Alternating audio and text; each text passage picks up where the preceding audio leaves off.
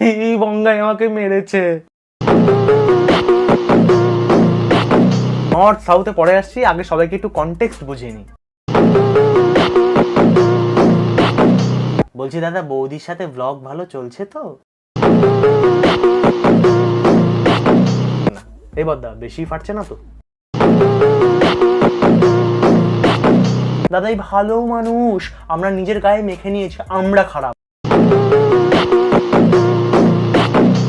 একটু কন্ট্রোভার্সি চাইছিলে, সেটা স্বীকার করো না দাদা। তুমি যখন কমেন্টারি ভিডিওতে কিছু বলছো সেইটা দেখে বাচ্চারা শেখে, এটা বোঝো না তুমি?